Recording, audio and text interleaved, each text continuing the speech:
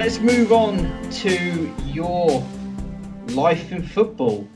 It's a fascinating one. Adam told me a fair amount, but he's only given me kind of like the bullet points. But just for kind of everyone at home, let's start off from the very, very beginning. Where did your involvement in football start, and kind of like where you're at now? Where do you kind of trace it back to beginning, and what was that? What did that involve? Well, I suppose the passion for the game came at a very, very early age. Probably playing around the age of 6 at school, and my grandfather taking me down to watch Northampton Town play, a similar kind of age, and just the passion came from that. It's a natural thing. It's like I've got 2 nieces. One of them was mad on football. I didn't make her like that. She just loves football. My other niece hates football. Right. And the passion came from that. I played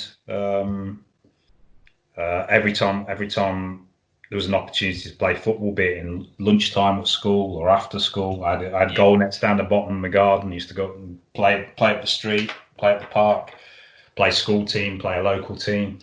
So for me, playing was just constant. Went to university, was a university captain. Nice. Player manager, player captain. So that was the first bit of responsibility, probably. Then I studied marketing at uni, and I wanted to get involved in football, working organisationally in football. I wanted to coach. So I actually had an interview with Tottenham Hotspur, which Alan Sugar burst into the middle of, actually. It's quite hard. Wow.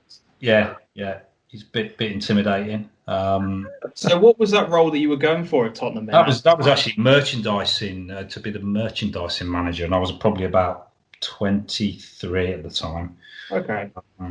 But I spoke to a lot of clubs. I ended up, I worked at Euro 96. I was the assistant director for the city of Nottingham for the tournament, which was fantastic. So saw the Croatia team and went to the opening party. Had a glass of champagne with Eusebio. Oh my word! Yeah, my girlfriend at the time was the only person who could speak any Portuguese, so that was quite. we got chatting.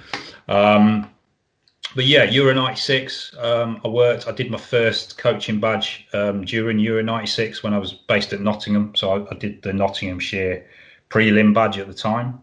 Right. So, sorry, just to butt in on that. How old were you when you first did your coaching badge? When was it? How old had you been? Euro 96. When I did that, I was 25. Okay. Right. Okay. Yeah. And I'd hoped, to work in football after that. And at the time, it was quite popular to go and coach in the States, and I thought about doing that. But things didn't progress as I would have wanted after Euro 96, and I ended up choosing another path, which was backpacking and chasing pretty girls instead. Some would say that would be the better option, to be honest. I don't regret it. But it'd be difficult to know which one's more stressful, though, Justin. A lot of travelling, and I started living abroad and doing a lot of things, and football. The love of football remained going to World Cups and Euros and that kind of thing, but I wasn't working in football then, and then a bit of journalism, early 2000s, a bit of football journalism, which then led. We started a football club in Latvia called Riga United, which we set up around 2007, which kind of came out of a mate's kickabout. So involved with that. Fast forward a few years, and around 2012, we made a decision to try and get it into the National League, and to make it a serious club. So we did that in 2013. We we kicked off in the Latvian second division, which is the third tier. What did it sort of take to make that transition? It's just making your club, because the structure here. Well, this season it's changing actually, but until then it was Premier League, First League, and then there is a reserve league as well. But Premier first, and then there's regional second leagues. So all the football's within that, and otherwise you've got you go and play 8-a-side or 5-a-side. So, or you just play friendlies. So to become a member of the Football Federation and to have all the things that you need to have a proper football club, you have to have, you obviously have to have your ground to play at. You have to have your status as a football club, be it your charity or business or what have you, and you have to publish your accounts and all lots of things like that. But we played in the second division. We started a kids academy. We ended up with about 10 teams with that, boys and girls, all the way from about 4 to 17. Started a women's team. That was a great opportunity because there weren't too many women's teams around. And then within 2 seasons, we finished third in the Premier League. And we had a couple of girls playing for the national team. One of whom was voted the best female footballer in the country that season. So yeah, that was the whole Riga United thing. And then after sort of 3 very intense years of that, with coaching men's, women's, kids teams, being a club secretary for a while as well, doing the marketing, making the tea. Just it was too much, and I decided to leave it. I'd been ill as well around that time. Went backpacking, and I was looking at getting out of football really at that point, and doing something a bit different. But one thing led to another, and I ended up managing a team in Latvia for a summer of 2017, would it be 2016? And then I'd come up with this sort of slightly mad idea that I wanted to be involved in international football. And was that just a dream, or is that something that you I came up with it. It was that backpacking, and I actually hung out in a monastery for a while in North Macedonia, or Macedonia there, in a snowy monastery. And I come up, I thought, I want to coach international football. Obviously, what I meant by that was, let's say an international women's team that got no funding, no structure, properly functioning team, or some very random country that again had got no real funding. And I just thought that that's something that's achievable, and few just coincidences and serendipity, I suppose. It led to me almost becoming the joint national team manager of a Pacific Island state. I won't say the name of which. Yeah. Which a friend of mine here, Tony McMullen, who's coaches in Latvia now, we were going to take that job. It fell through, and then fortunately the Matabeleland opportunity came up. And within about 2 weeks of having a chat about that, I was on a flight out to South Africa, and then taking a bus up to Zimbabwe to start coaching Matabeleland, who the following summer we're going to play at the CONIFA World Cup in London. So for our listeners, Justin, could you sort of explain the differences between sort of CONIFA and FIFA? You could say that the CONIFA is all the teams that are not in FIFA, if you like. So you could take an example like Tibet. The Chinese would never allow Tibet to have a functioning team. The Chinese have obviously got a lot of power politically. So FIFA's not going to recognise a Tibet team that will be allowed to play to compete in a FIFA World Cup qualifying campaign. Yep. So Tibet find themselves, outside of FIFA. And then there's lots of teams that all have different kinds of reasons. Be it they're isolated geographically, be it they are like Kurdistan. It's not a recognised country, but the Kurds are, I think, the biggest ethnic group in the world without a country, or one of the biggest.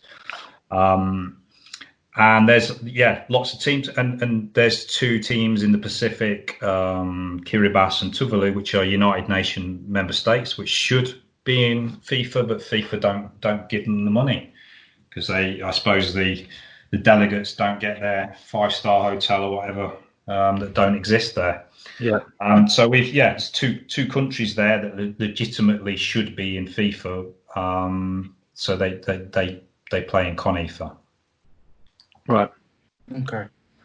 So I noticed I picked up a couple of things in there. You seem very keen to be able to start with a project from the very bottom and working it up.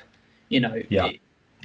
Is that something? Why does that interest you rather than going into something where you could say you start from a project that's already begun and they want you to take it to the next level, or something that's established? What particularly excites you about starting something from scratch? It's like you're playing like Football Manager in real life, Justin. Yeah, you could say that, because you talked about what you've done in Latvia. Yeah, and it took a lot of work by the sounds of things. Yeah, So, what about it do you get enjoyment from? There were a lot of us involved in that at various stages, and it was a passion, and sometimes it was just it was a bunch of mates hanging out and enjoying it, and whoever could do the coaching that particular week did the coaching in the early days. But I do like taking on a project which is probably is from the bottom up.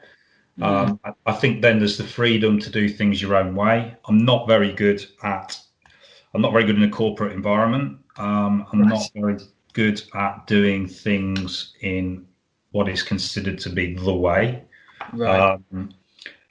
So I prefer to be in an environment where I'm quite happy to work with other people. That's not because it has to be my way, but I like the flexibility of finding a way to do things. So I think that's why that's appealed to me. And yeah, I'm a nobody when it comes to my background in football. I've never played professionally. All I've managed to do is play, Latvian third tier games. But yeah, no one. I'm not going to get those opportunities necessarily anyway.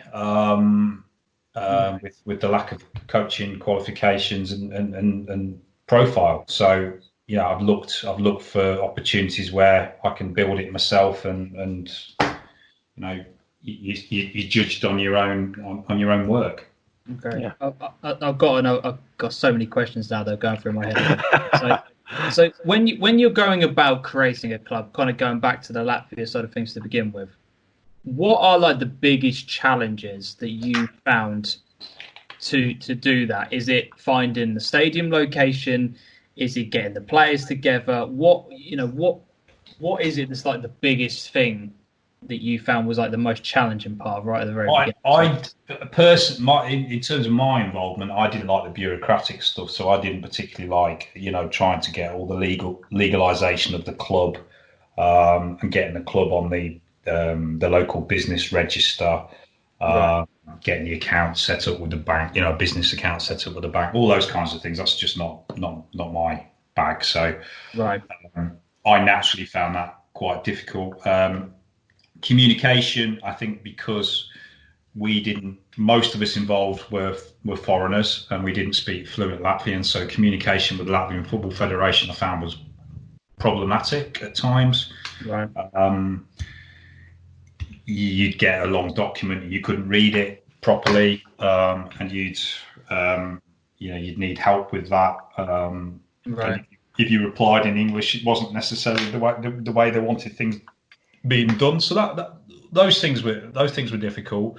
But I think the stuff like getting the players together, all that's the fun part. Right. I think all those things are the real football, aren't they? So that was always the fun part for me, even with all the frustrations that came with it. Yeah. I think one of the biggest things we always had was was pitches. Just we'd have reservations for pitches, and then it'd just be pulled at the last minute. And he'd be so, well, what we're supposed to do? We've booked this to pay for it, and they'd say, no, the national team are going to use it for their under-17s. Well, that wouldn't happen in the UK, but it could happen here. They'd just say, sorry, it's needed by more important people. Now that's stuff like that was frustrating in the early days, I think. So why would, I mean, obviously, going back to when you were starting it, did you want to start off? Why did you start off in Latvia rather than not being, doing it in the UK? I suppose is a question that some people might be thinking of, to kind of like avoid those sort of things. Was that just where you were residing at the time? I wasn't setting out to start. I'd always kind of liked that idea of doing that. That's one of the reasons I was involved in Euro '96, because I like that kind of getting into something like that and improving what it was about. It just came about organically. It originally it was just because I wanted a kickabout. I didn't know where to play. Right.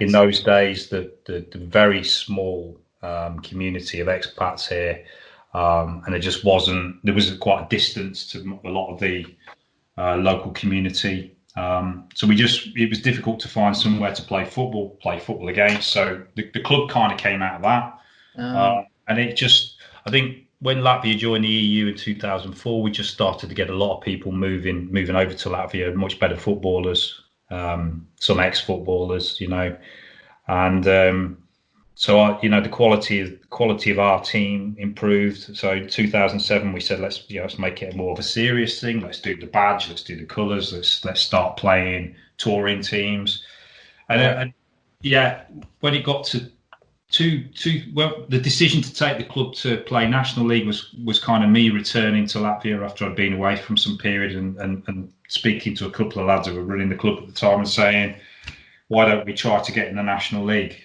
Let's do training. So we started training 3 times a week. We had Jeff was a B licensed coach who took training 3 times a week. Wow. Played a game as well, so we were playing football 4 times a week. That's a heavy workload, that. Yeah, played Monday, Tuesdays, Thursdays, hour and a half to 2 hour sessions, and then obviously played Saturdays and Sundays as well. But it was a lot of fun. But it was organically. It came about. It came about from a load of us being somewhere and loving football and something just developing. Right. Fascinating stuff. So the move, obviously, then, as you said, you then decided to step back from that, and then the move to Zimbabwe, wasn't it, to set up again? Kind of, how did that come about? What kind of conversations did that represent? Like, I'm fascinated to even how did you even where did that even start from? Well, Matabeleland they'd actually already qualified to play the CONIFA World Cup, and what had happened? They got their coaching. They'd got two gentlemen running the coaching, but they wanted to bring in a foreign coach who would perhaps just have a bit more of a disciplined way of doing things. Obviously, with them playing in the UK as well, the World Cup, they wanted someone that was ideally from Europe that kind of knew what they were going to, because they didn't really know what to expect. Right. So they were on the out. They were looking for a coach. I was involved with CONIFA at the time, and through my contacts at CONIFA, Sasha and Paul Watson, a guy that you'll have heard of.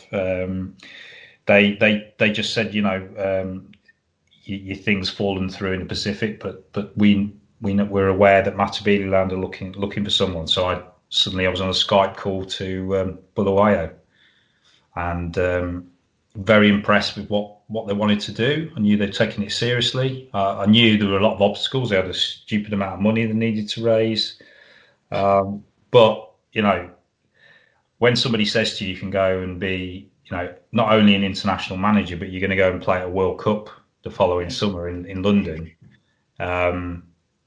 And by the way, this is a community that's just struggling, and perhaps it can change things for the better in Bulawayo. I mean, it's just jumped at the chance. There's a lot of boxes and opportunity like that's going to tick for anyone, isn't there? And I suppose, despite how you could write it off as being something that would just be far, far too difficult to take up, but on the flip side of that coin, like you say, the ability to make a difference to a community and take a challenge up like that, if you love football, I guess that's absolutely irresistible. Yeah, I mean, in my case, I didn't have a wife and kids and a mortgage, so that made it doable for me. I did have a girlfriend at the time, and she was very understanding about me going, but it was a voluntary role. So again, most people won't take something like that on because they're not prepared to do it without a salary, and even spending some of their own money on it. But at the same time, we spend thousands on doing coaching badges, hoping that will help us lead somewhere in our careers. But I spent a couple of grand on the opportunity to work in international coaching and all the things that came with it. It was priceless, really. So I mean, did you? This might be me being really naive, but did you moved? I guess did you move over there, or was it? Yeah. So work with that. Yeah, I just went out. Didn't fly directly into Zimbabwe because the political atmosphere at the time.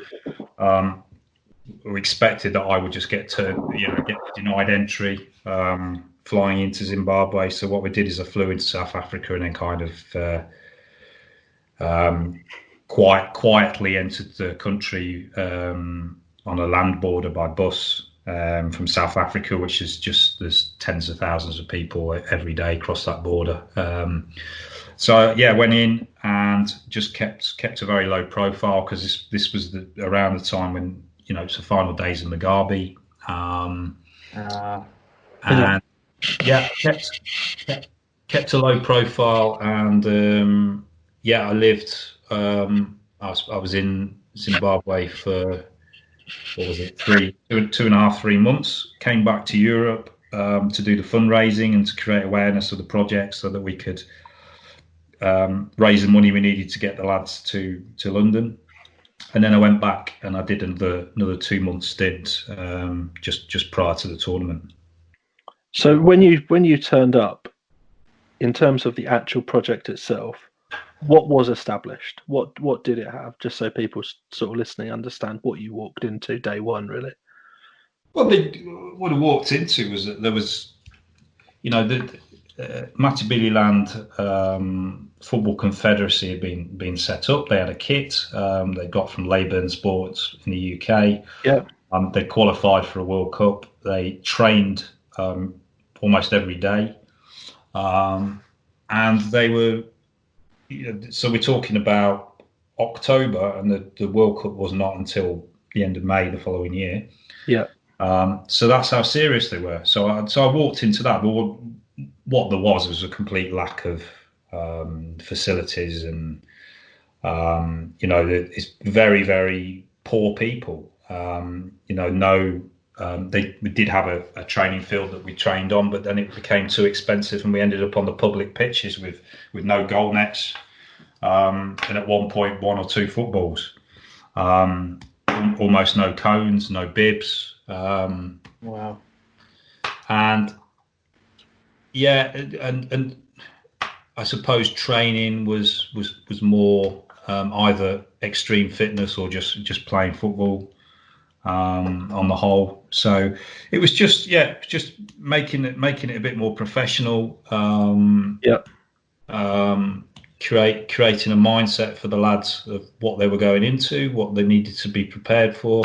some of the lads obviously weren't up to it. They weren't good enough. They weren't good enough mentally, or they weren't good enough technically.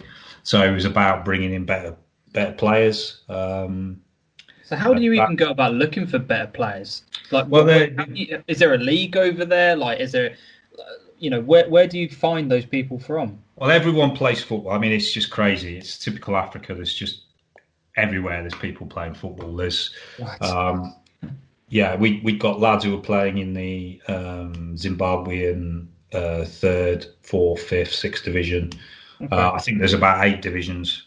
Then there's all the youth team. There's all regional stuff. So there's footballers everywhere, and the quality is astounding on the surfaces they're playing. But what was funny really, because I mean, this is what I was saying to them: how am I going to find these players? And they'll just say, "You tell us what we need."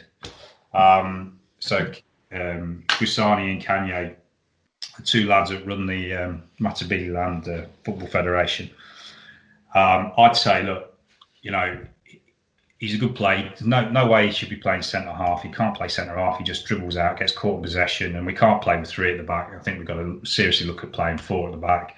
I want a big athletic centre half. They said, all right, we'll go and have a look for you. And 1 or 2 weeks later at training, they'd bring this lad in, and I'd say, where the hell do you find him? He's brilliant. So how you done that? For Amazon Prime for footballers. Yeah. And I mean, of course, they had their own ideas, some of the lads they brought in. Sometimes it's luck. But they were quite good at sort of, there was 3 or 4 lads who came in. I described what I thought we needed, and they brought in almost exactly what we needed. So that's how that happened. Occasionally we played in games, and I'd highlight a lad that played for the opposition and say I really fancy getting him down. The problem was always that, again, most of these lads are really poor. They're working in gold mines and stuff in the back end of Beyond. And just even for them to come in and for a £5 bus ride for them just wasn't affordable. So unfortunately, there were lads as well that I looked at, but because we couldn't get them in to be training with us for one reason or another. Yeah. Was there a language barrier and stuff like that over there, or was it all? No, all the lads speak English. Okay. They've all got the different languages. I couldn't speak their language. I mean, they tended to speak to each other in their own language or in other languages. But English was used by me. Busani would tend to address them in English, and Kanye would tend to address them in the local language, which was quite amusing sometimes, because he might give a halftime team talk, and then he'd turn around and say to me, "What did you think? Was it right?" And I'd say, "Well, I didn't what did that mean?" Apart from the gesticulation. But no, all the lads could speak English, and that wasn't a problem for me. Obviously, this is an ex-British Commonwealth country. Yeah. So. Right. You said, just go back a little bit on what you said, just related to the players, you're sort of still on topic, really. You said, like, when you turned up, everyone was training, they'd done their qualification and everything. You said you'd like to go into a challenge. Like, knowing those players were fit and keen, how much of a difference did that make to you and what you felt you could achieve with who was there? I think I went down to one of the first games I went down, and the surface was really dreadful, because it was the time of year as well, so there was no grass on it at that time of the year. And there was just bits of glass and bits of rubbish on the pitch, bottle tops and stuff, rocks. Unreal. Used condoms, all kinds of stuff. And the 1-2 touch football they were playing, I just couldn't get my head around. I thought, to be honest, you could get most English professional players would not have a touch like that on a surface like that. They just wouldn't. I mean, they'd have to be playing on it for weeks to get used to it. Yeah. And you see that and you think, oh my God, there's so much potential. Yeah. But But there was also a lot of naivety. There was a lot of lads, trying to dribble past 9 players and beat themselves, that kind of stuff. Especially in their own penalty area, that sort of stuff.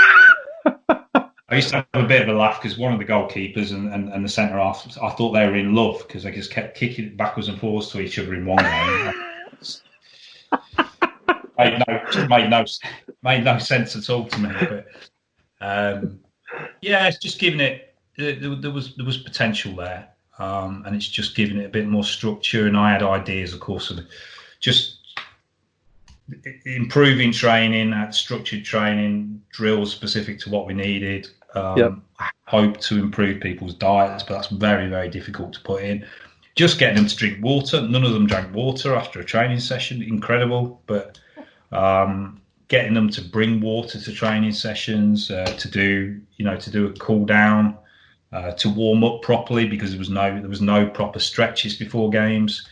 So just lots of those fundamental things that can be put in place.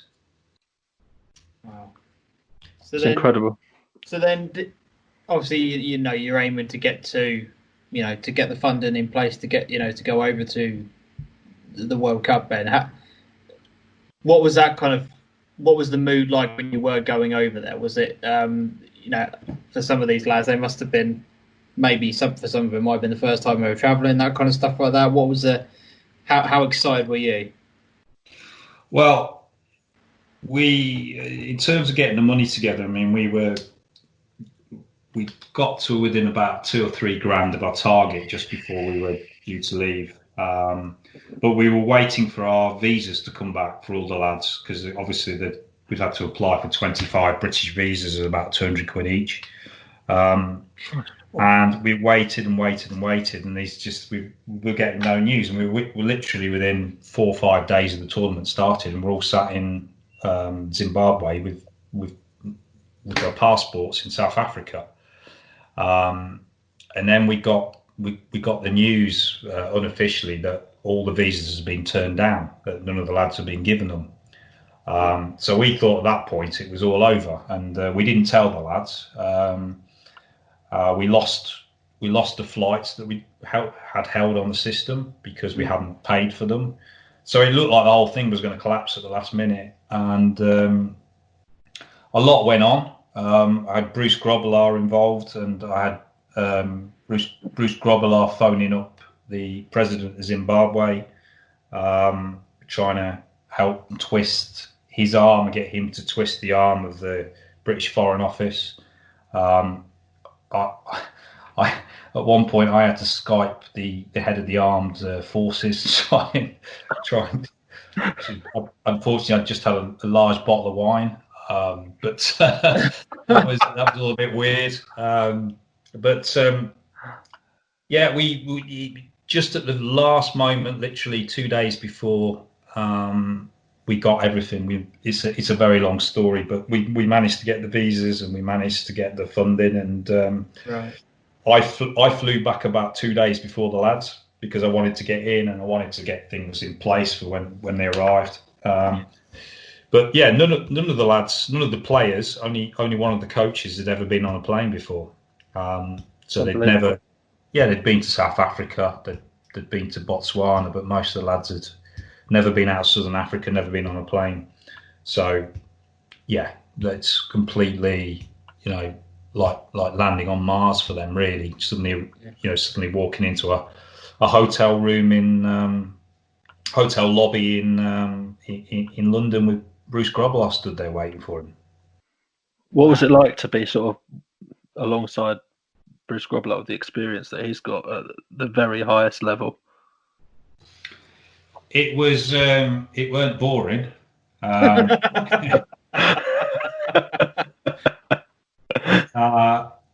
He's. I think he's a bigger character than I even imagined he would be. He was brilliant. What I liked about him was he never. I sort of imagined. I thought, how am I gonna manage this now with Bruce here? Because he's like a god compared to me when it comes to football, and right. He was very good at knowing where he was needed and putting it in, and then he was very respectful of allowing me and Busani and Kanye and the medics and everybody else to run the team the way we need to run it. Lots of fantastic experience. He got the charisma. He mucked in. He had. We went and did a training session down at Hendon, and he'd come down with his van, and he had about 8 lads crammed in his boot.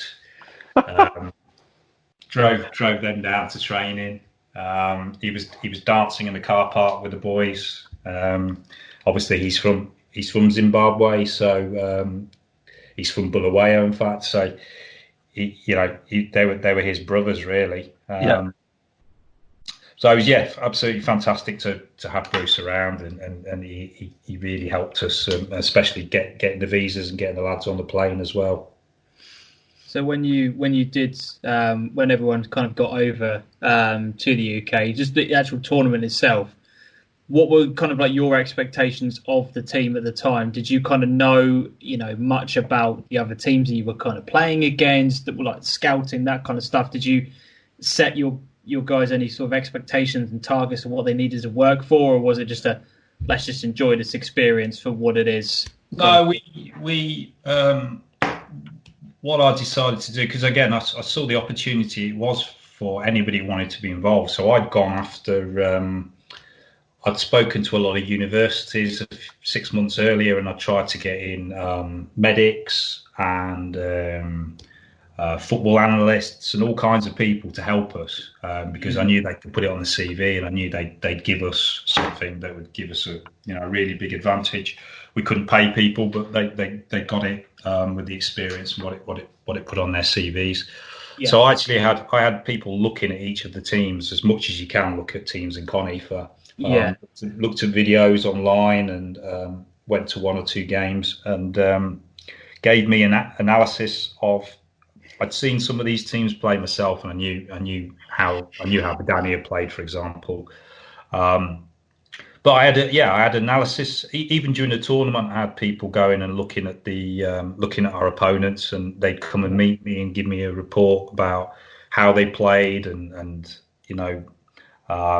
where the threat lay and where their weaknesses lay, and that really helped us actually in the game we won when we beat Tuvalu, a country. That came from a lot of the information I had about that team. Right. Because I'm just kind of reading up on it now. You lost the first game, but then obviously you won the second one, and then you went into a placement round. So what happened? We the first game we played the European champions, and they had some lads who played in Serie A. Flipping heck. Stankovicius, is it? He played. Obviously, we talk about a lad who's probably 38, 40, but still brilliant footballer. Yeah, still, Jesus. In his prime, he was an incredible footballer. Yeah, but they were mostly Serie D, Serie C, Serie D players, but obviously very, very good. Yeah. So we were never going to have a chance in our first ever proper competitive game at that level. And plus we were playing on 3G for the first time ever, because there's no 3G pitches in Zimbabwe, so we couldn't practice. Yeah. No. Lads were playing in new boots as well. So there was a few excuses there, but I mean, what happened was we were 6-0 down, and then instead of going to 10-0, the lads started playing a game. We scored a brilliant goal, and we had 15 minutes where we absolutely outplayed Padania, and that happens in football sometimes, doesn't it? So we were very proud of that performance.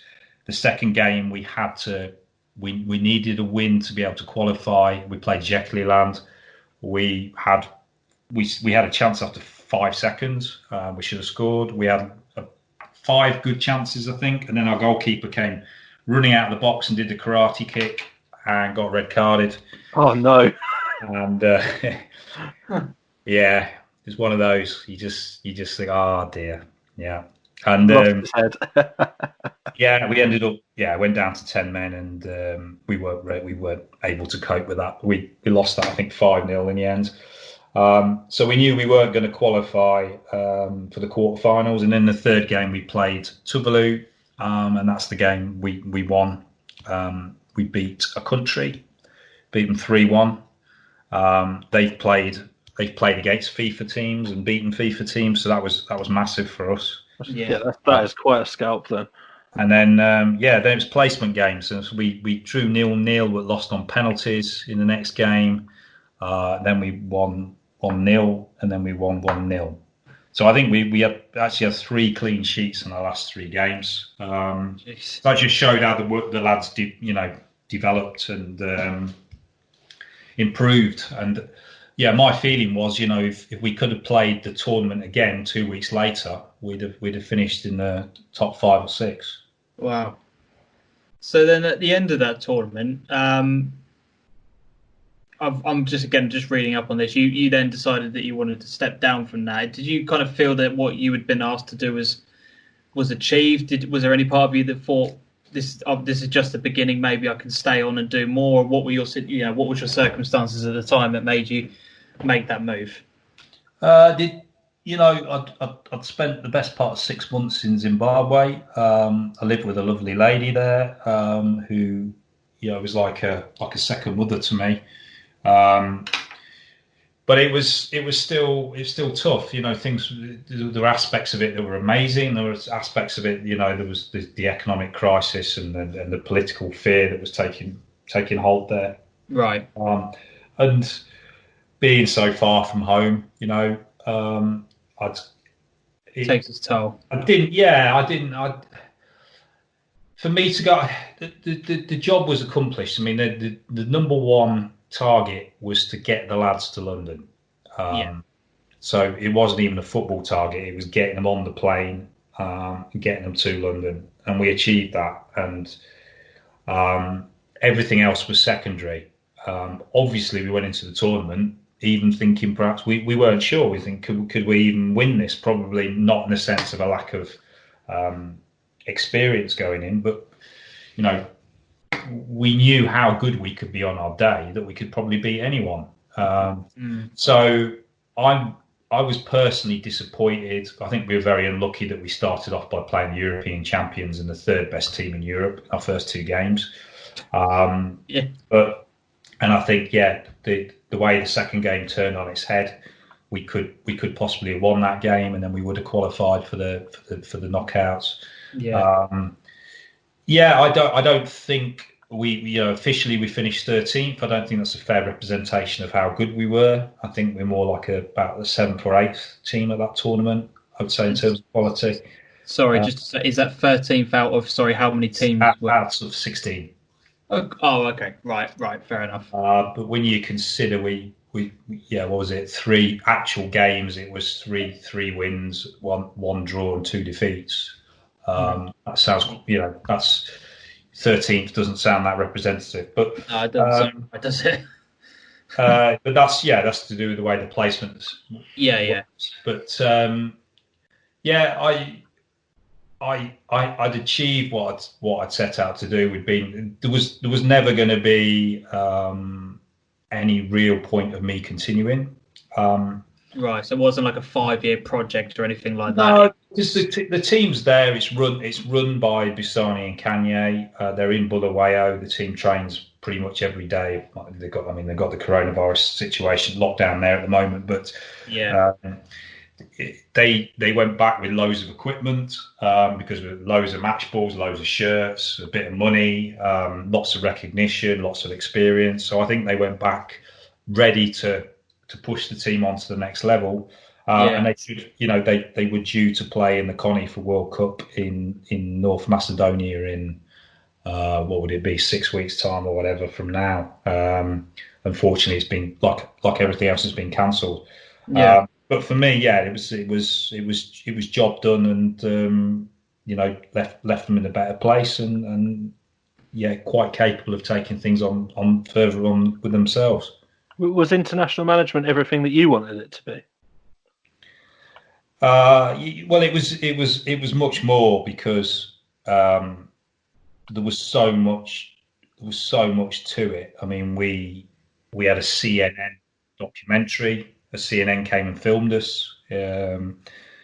Paddy Power came out, made a documentary. We were on the BBC World Service with Deutsche Welle, what have you. So we had those things as well. To be the Right Said Fred made a pop video which we were featured in. So I ended up in ended up in a Right Said Fred football video. Living the dream. And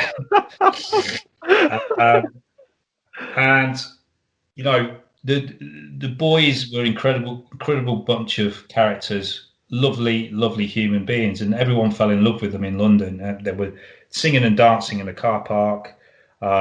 After games, they were going and shaking hands with all the supporters around the side of the pitch. Instead of just clapping, they went and shook hands with people. Nice. So it was more than, in many ways you could have wished it to be. On the ground in Bulawayo, no. I mean, we didn't have big crowds coming down to watch us. It was more like playing in a farm field and wondering what the hell is this.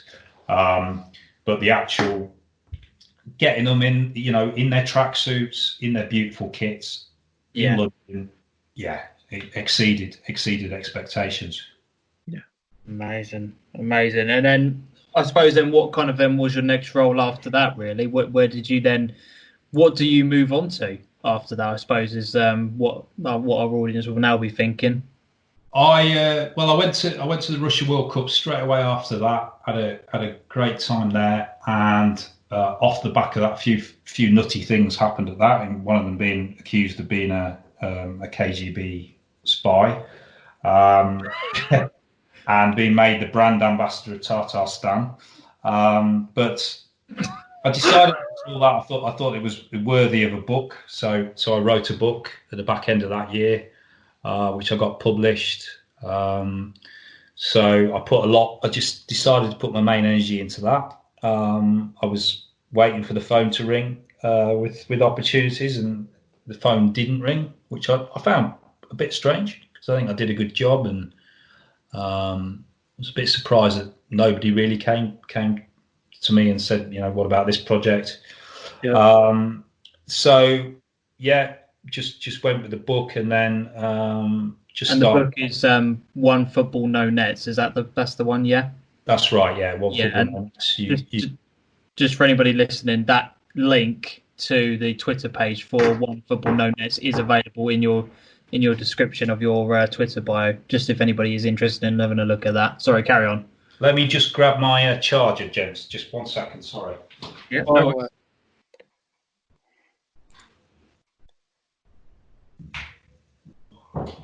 Good stuff, Adam. Yeah. Yeah.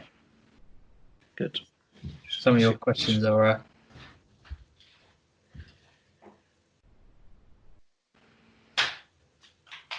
We'll edit this out.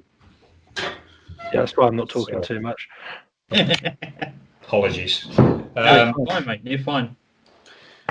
No, the opportunity didn't really pop up. I was working with Connie for doing stuff with them, and I felt I was waiting. Nothing was really happening. Applied to a couple of things, nothing happened, and then I just thought, well, look, rather than just fixating on this, where would I like to live? I've quite fancied living in Russia, so I just decided to go for that. So the back end of last year, I moved to St. Petersburg, and I started living there, and that's where I should be now. If it weren't for the coronavirus and the borders closing here, I was due to be interviewed to do with a football project in St. Petersburg in March. Quite exciting.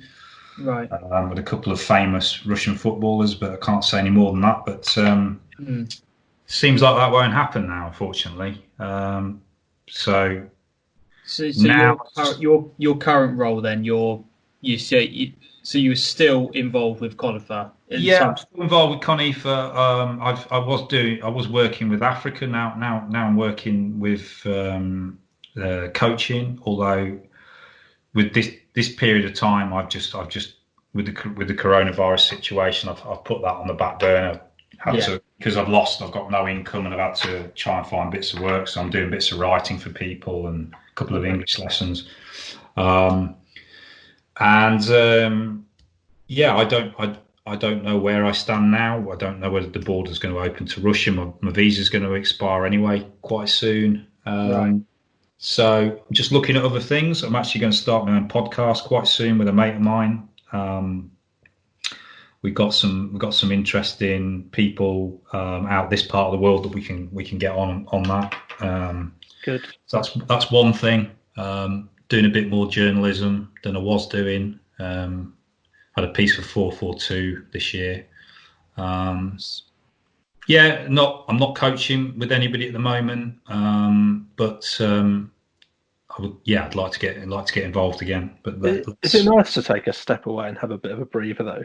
Like what you've done is fairly intense, like in terms of the projects, and then following it up, like you say, straight away with going to Russia. Yeah, it does seem like one big project after another, doesn't it? Just from looking from the outside in. Yeah, like in a way, like part of me thinks that with how intense everything has been, are you appreciating being able to take a bit of a breather? I know not having regular income is ideal for anybody whatsoever. Yeah. So like that part side of it, is it nice just to sit back, write some articles and look at things from a different perspective? Yeah, I wouldn't define myself as being a football manager, or I've done a lot of different things, and I don't think I am one thing. You know what I mean?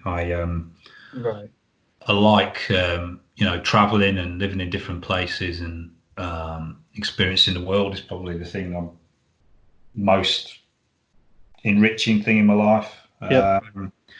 So to go and live in St. Petersburg is it's one of the great cities in the world, and to have that experience, it's more important than possibly just coaching a football team somewhere. So I'm not panicking. I might coach football again, or I might never coach football again. But I mean, I've achieved a lot of what I wanted to achieve anyway.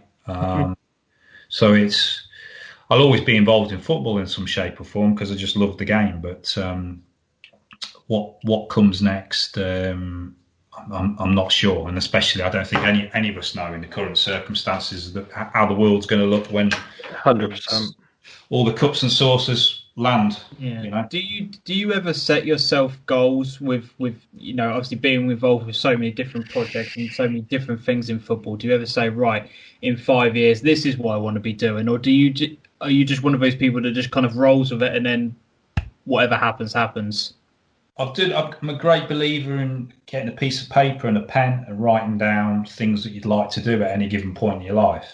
Okay. Yeah. And it could be from quite mundane things. You might say, I want to learn Russian, learn Spanish, but it could be, I want to visit Machu Picchu. I want to run a kilometre in 4 minutes, etc., etc. So I do that quite regularly. Yeah. And if the same things keep popping up on those lists, I tend to try and focus on doing them, because I think if you visualize things that you want to do, that's the first step in something happening, right? Yeah. So I have that. I don't necessarily set when it's going to be. Right. For example, I wanted to teach English in Japan, and that was on the list 10 years earlier. So it eventually happened, but the visualization of it was probably, was 10 years off. And some things you write down, and then you don't care about them anymore after a while. You just think, no, actually, I don't know, take ayahuasca. I've gone off that idea now, but at the time that was something I wanted to do. But I think you have to do some of that. But I also think life has to be, each day at a time as well. And there's also the things that just pop up, aren't they? The things that come organically in life as well. Yeah. So you had that aim of being in international management. So what is the next thing that you think that's like my next target at the moment? I know obviously you're kind of going between stuff and you've got some potentially things in the pipeline at the moment. But what's like your next big thing where people go, wow, that's incredible. That would be amazing to do. What's your list like at the minute? The list. In fact, I've banned my list temporarily because the world is so unclear that I wouldn't dare, because I think the ramifications economically and in terms of our own personal movement going forward, we have no idea yet. Yeah. I mean, I might not be allowed to go into Russia for 6 months. I might only be able to come back to the UK under emergency regulations. I don't know.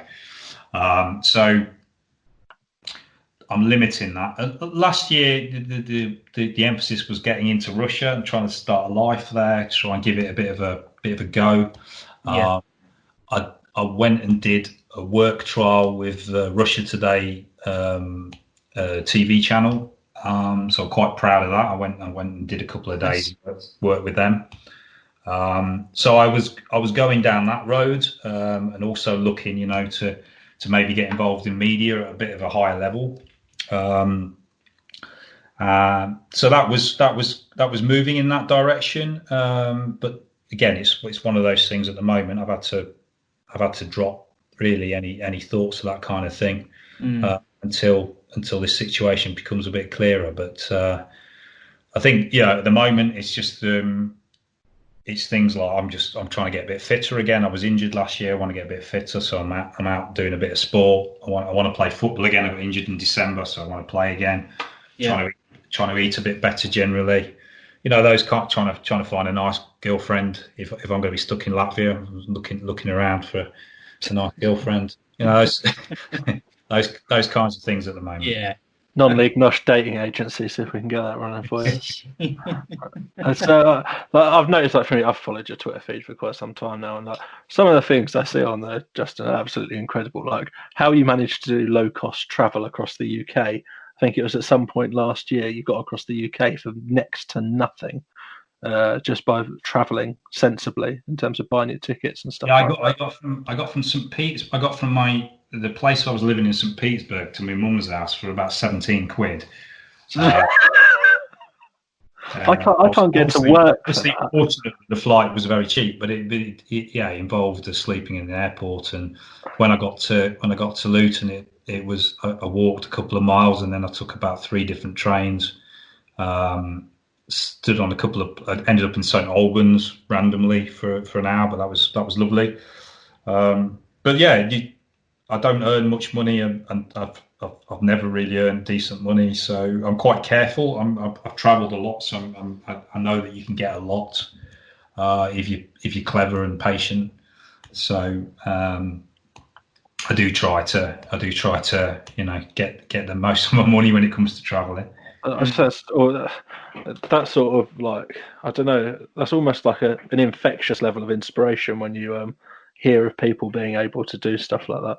It kind of makes, for me, it kind of makes me realise, well, these things that you rule out in life are possible, but I have to hear about people doing them to actually make me believe it. Do you know what I mean? Well, it's like at the start of this lockdown, you have lots of people doing mad stuff, and I know, for example, there was a Latvian lady, marathon runner, and she did a marathon in her lounge or something, Yeah. And there were people doing all kinds of stuff like that, weren't there? And it just shows you, even without much money or much facilities, you can achieve a lot of things. I think in this period, it's a bit different. You got kids screaming at you and stuff, but if you're somebody sat at home alone, don't sit there feeling sorry for yourself. Try to improve yourself by learning a language or reading up about something or doing 100 sit-ups a day or whatever it is. Yeah. Fascinating stuff. Adam, should we get into the Twitter questions? Go for it, mate. I think we should. I don't know if you've read any of these, Justin. I don't know whether or not you've prepared yourself for some of the answers on here, because we'll go through them. The first one we kind of briefly talked about, asking him about his time as a KGB agent. I didn't know what that was about, but you've kind of explained it on there. So yeah, I mean, what happened with that was I was in Russia, and Twitter had gone viral on a few things, and I was having quite a good laugh, and I was appearing on Russian television channels and stuff like that, and suddenly this character pops up on questioning me, saying, who's paying for your trip and this and this, and I'm saying, what are you on about? And why is all your stuff appearing in the Russian media? How long have you been working with the Russians? And I was like, what are you talking about? And the next thing is, I'm getting accused of basically being paid by Moscow for my trip. This person imagined I'd flown business class and I was staying in 5-star hotels. I was staying in £5 dormitories with six blokes from Bolivia. Wasn't quite what I would have wanted from the Kremlin if they were going to back me. It was a bit of a laugh at the time to start with, and then they published this person went to an established website, and they published a story on me and several people at CONIFA, kind of insinuating that we were all paid by Moscow and we were part of some shady organisation furthering Putin's aims. Absolutely. Yeah. What was it? Sorry, that question was from Robert, Lord Commander of the Pacers. Just to kind of say that. What was it like at the time when that was all going on? Just obviously, we know we've got a few other questions to go through, but what? That must have been scary. What was going through your mind at the time? Did you just think, oh, this is just some sort of wind up or a joke, or it's not really that serious? Did you understand what was kind of going on? Talk us through it. The CONIFA World Cup had been over about 2 days when I flew out to Latvia to then get the bus to Russia. So there's been a lot of media attention because we've done the BBC World Service and stuff like that, Deutsche Welle and The Guardian and lots of stuff.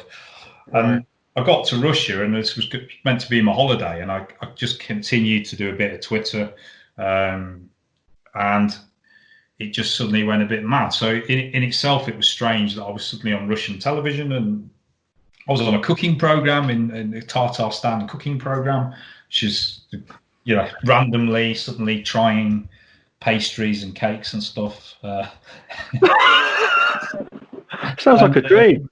And then, well, of course, the next thing is someone's accusing you of being a spy or however you want to put it. So it was natural that would have come next, I suppose. It was just so. You got to remember as well, England were flying towards the World Cup final as well at that time. Yes. So everything just seemed made up. Right. I was going to ask you, you spoke about attending 3 different finals, really. You had your CONIFA World Cup finals. You went to Russia, which was an incredible tournament for England, really, compared to recent times. But you also did Euro 96. I was going to say, out of those 3, which one would you rank as being the best tournament that you've been to? Euro 96 was amazing, and I was from one side, I was working at it. I was at the semi-final when Gaza I still keep thinking he toed that in, and we went through the final. I wouldn't want to make a comparison to CONIFA because as a manager, that's just it's an experience that can't be compared to anything else. It's a standalone thing, but I think Russia was just such a laugh. The atmosphere was so friendly, and it was such a surprise, I think, for most people who went, that it was like that. I had a whale of a time. I partied a lot and went to it. I only had a ticket to 1 game originally. Ended up going to 7. Ended up at the World Cup semi-final. Lots of parties and lots of the weather was beautiful. The whole thing was amazing. And so as an experience, it's on 10 times the scale of being at Euro 96 in your own country. And but the actual football tournaments are different. Euro 96 was incredible. It's a similar thing. I'll never forget that game where we beat Holland 4. I've got a scar on my leg from celebrating when we scored the 4th goal and we tore Holland to pieces. It was incredible. But Russia is the World Cup in Russia was it was an amazing experience. It really was. Yeah, I bet. Cheers for the question, Robert. We've got Real Spurs Breathe Fire. Asks Conifer and the future. There is a lot of speculation about UEFA's plans post-COVID, but what about Conifer? I don't even know if that's a question you can really answer, I suppose, at the moment. Well, the tournament, we pulled the tournament that was due to take place in North Macedonia, in Skopje. It's been put off. It should be in 12 months' time, all being well. Yeah. CONIFA continues to have its European Championships every 2 years as well, hoping still to have an African tournament, hoping to have a women's tournament. The main problem is always down to finance. The organisation's got almost no money unless it's from sponsors. Right. But it continues. There's an executive committee. There's roles. There's lots of functioning teams. Hopefully, some of those will start playing football again quite soon.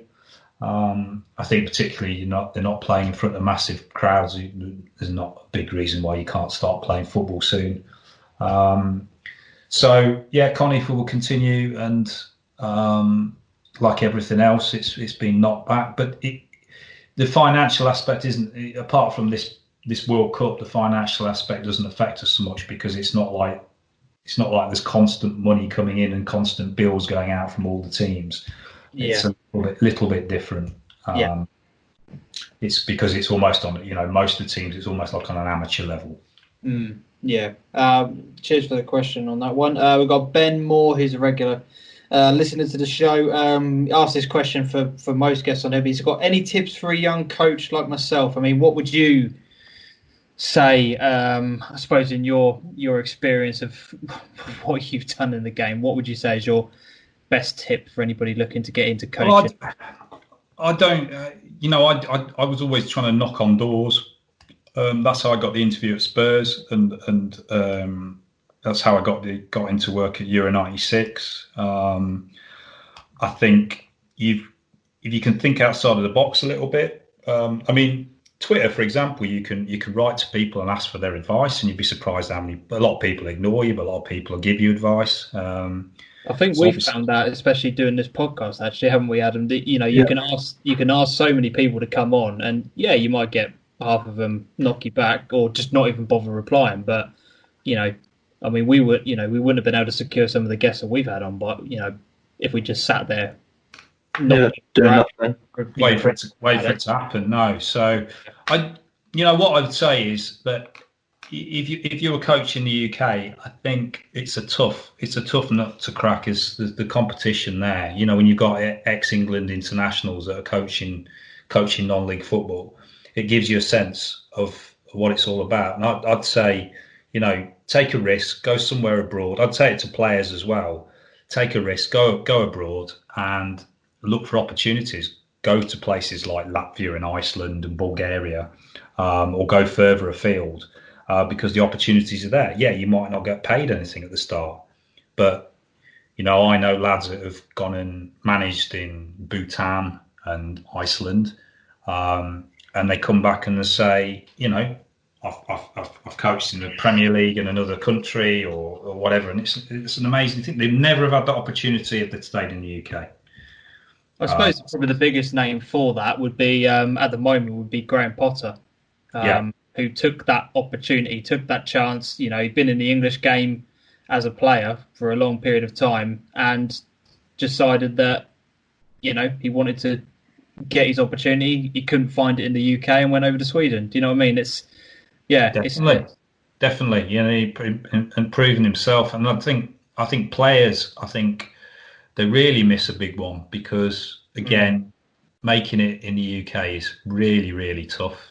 Some of the players playing Sunday league football, there's brilliant lads there that if they were in another country would be playing league football.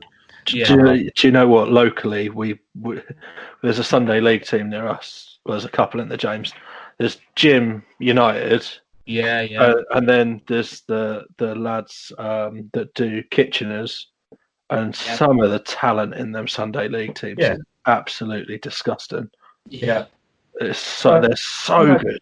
It's a bit different, if somebody's got a young family, lads are got kids and they've got mortgages and they just don't have the flexibility. That's just how it is. But I just think there's some lads that are dreaming of the big time. Just get on a plane, go somewhere else, just call it traveling. Just say, I'm going to go and move somewhere. I'm going to find a local team. I'm going to train with them, and I'm going to try and make a go of this. And it's like you could come to Latvia, play in the first division, have a great season, get taken up to the Latvian Premier League, and then you could suddenly be playing in Sweden or Poland, and that's how it works. And suddenly you're playing in the Polish Premier League.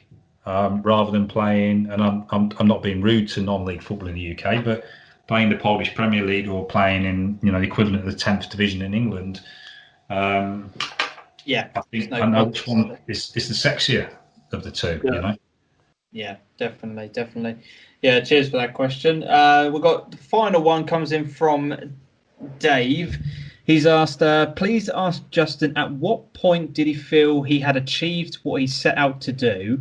And when was he the most excited by it all? I mean, that's quite an open question. But first part, what point did he feel you have achieved what he set out to do? Well, that was definitely when the Matabili landlords walked into the hotel in London, because we'd got them there. We knew that no one could stop us at that point. There was no more doubts. It was just going to be about them participating in the tournament. Was it quite emotional amongst the team at that point? Yeah, well, they were emotional because they were absolutely knackered. It took them about 4 days from because they had to go to South Africa first. And they're on long haul for the first time ever. They were knackered, but they were emotional. I mean, they were in their tracksuits in the hotel, and everyone was looking at them. But that was the moment when you've achieved it. Emotionally, it was when we beat a country, when we beat Tuvalu, we scored the third goal to make it 3-1 just right at the end. So it was tight until then. So we knew we'd done it. We all went jumping around like maniacs. I think I gave Bruce Grobbelaar a piggyback or vice versa. I don't know. And he's a big bloke. Yeah. But and then celebrating that, was phenomenal. Yeah. So that was the emotional high, I think. Yeah. So wow. So the second part was when was he most excited? But I suppose the win would have been the first win. Would you say would have been the most excited? Well, it was the win. Yeah, it was a win, but it was, we'd beaten a country, an actual country. CNN were down filming us as the last part of that film, so it was sort of the end of them coming to film us, and so that felt like it was the story, that was being written. We weren't going to win the tournament, so winning that game, our first game we'd won, but beating the country, it's when you relate to when you were on the pitch I told you about with the used condoms and the bottle tops and glass and no grass, and 6 months later you're beating the country. It's something explodes inside your head, I think. Yeah. Amazing stuff. That's all the Twitter questions we've had. I'm blown away by these conversations, Adam. It's incredible. Really is incredible. It's the content of what you've achieved and from where it's all started and how things have escalated is unreal. But I think the attitude that goes with it is absolutely infectious. And the carefree going out there to achieve your dreams, no matter where they are. It makes so much sense, but it's such a big step for people to do at the same time. But I appreciate the person that can go out there and do it with structure and carry on achieving your goals. It's incredible. I mean, do you ever kind of allow yourself to look and sit back and think about what you've done in the past and what those kind of achievements have been, or are you always like looking at the next project as do you allow yourself to look back? I think I failed a million times, and as well, and life's a roller coaster, and there's been a lot of highs, and there's also been a lot of cock ups and a lot of. I mean, I struggled. The getting into Russia, all the complications with visas and trying to find jobs, and trying to get find out if I'd been given certain jobs. And I felt like there was times last year where I felt like a failure as well, and you're questioning yourself, what the hell you're doing. Stability. Why would you say that? Sorry, considering what you have done, why would you consider yourself as a failure? Just out of curiosity. No, not broadly, but we live in the moment, don't we? So when things are going well, you feel that, and when things are not going so well, I mean, I don't mind admitting, but in January I was suffering from a bit of depression. It really crept up on me, as these things do. I was really down.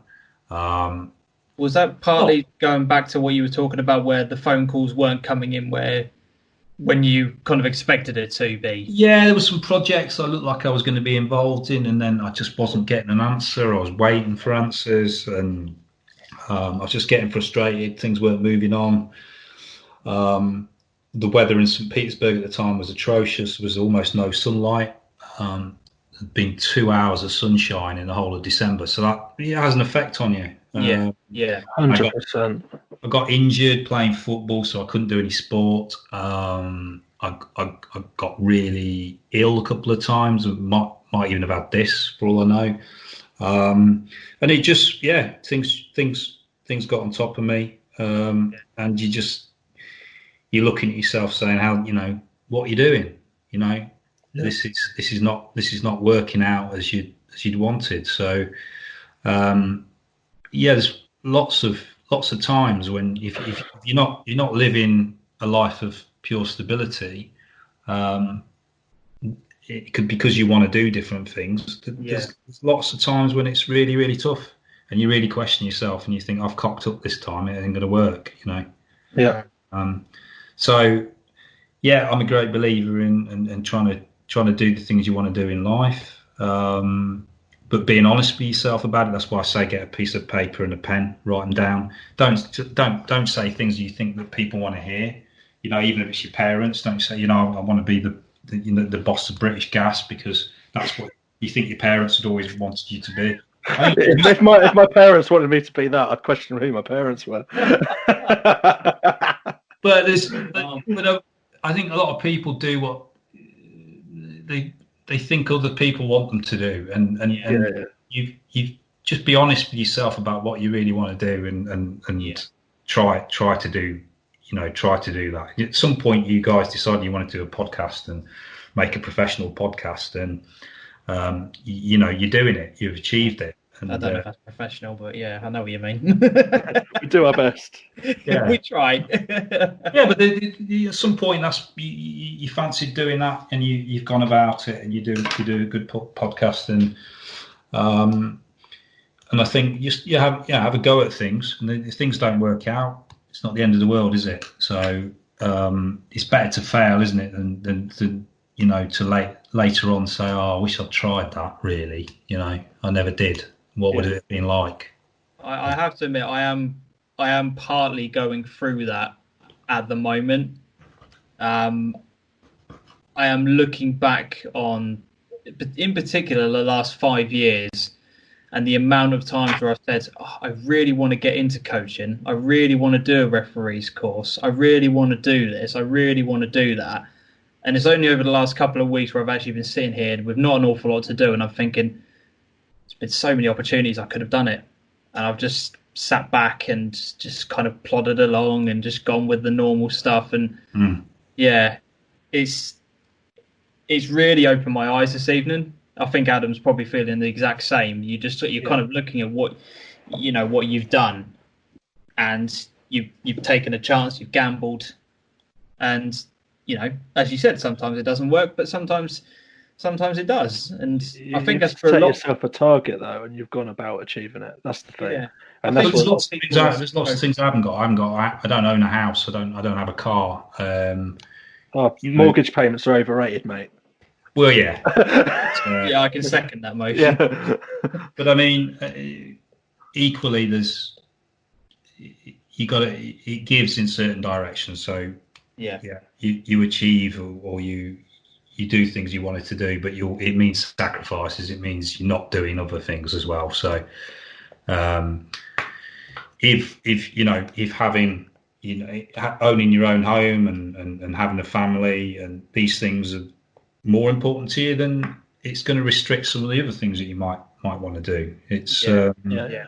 or you know the time in your life when you choose to do things. I mean, the difference with me is I'm almost 50, and I'm not married and settled down, and so I can keep sort of knocking on with some of these things, but Mm.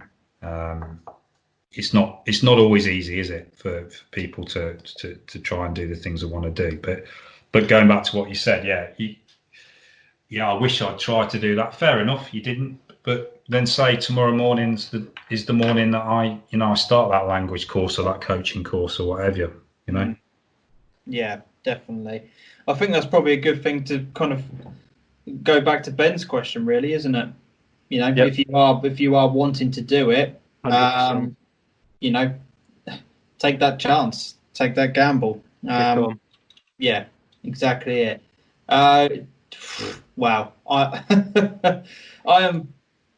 The conversation has just been absolutely incredible, Justin. I really, really appreciate you and your time coming onto the podcast. I will, again, I say what me and Adam have probably sat listening to some of your stuff and have just been absolutely mesmerised by it. It's been incredible listening to your journey, which is still a lot to be written. I'm definitely going to be following along with the journey now and seeing where the next step takes you after all of this has kind of calmed down and everything is all back to some sort of normality. I think that your book, like main place it's available, is on Amazon, isn't it, Justin? Yeah, At the yeah. moment? Although stock is limited, I believe. It's finally back. They had 10 It is back. copies. Okay. Finally, yeah, because of all this COVID, they basically it's print on demand, so they didn't have. I suddenly had a bit of a surge in copies, and typically, then they didn't. It was the one time they couldn't restock. But they're all back in now, so there's plenty of copies. So yeah, just have a look on Amazon, and it's on. Yeah, get it in print, or you can get it as a Kindle. Absolutely recommend it. I will put a link for your Twitter in the description of the video. So if you guys want to check Justin's Twitter feed out, and then all of the links for the other stuff that he does will be available from there. So if you do want to go and have a look at the book, see all the audible version of it, and that will be available for you as well. Do go and check it out. I think if you've enjoyed this podcast and if you've got to this point of it, you've listened to the journey, the book will be something that you'll end up buying a book, to be honest. Yeah. Exactly. Again, Justin, really appreciate you coming on. Thank you so much for coming on and telling your. My pleasure. I think Adam, this is definite. We've got to get Justin back on at some point in the future when we go through when you go through your next part of your footballing journey. We'll look forward to hearing more. I'll be very happy to. Superb. Thanks ever so much, Justin. My pleasure, gents. If you guys have enjoyed it, make sure you hit the thumbs up. If you are listening to this on any podcast platform device, make sure you give us a 5-star review. I think that's what they do, Adam. That and subscribe. Yes. We've got a heck of a lot of people listening, but people just don't seem to subscribe for one reason or another. But what are you doing? 5-star review, subscribe, all that kind of stuff. And on YouTube, make sure you hit a thumbs up, subscribe, comments, all that kind of stuff. And I will be announcing Thursday's guest tomorrow on Twitter. Actually, an exciting one. Yeah, actually, to be honest, when you might actually know by the time this goes out. Yeah, when the podcast is out, you'll know who it is, so I can announce it now. So, cut. No, I'm leaving that in. Thursday's guest is Wycombe Wanderers defender Joe Jacobson. So excited. So excited to have Big him. player. Yeah, current player. That is going to be absolutely mega listening to that. Until then, as always, adios.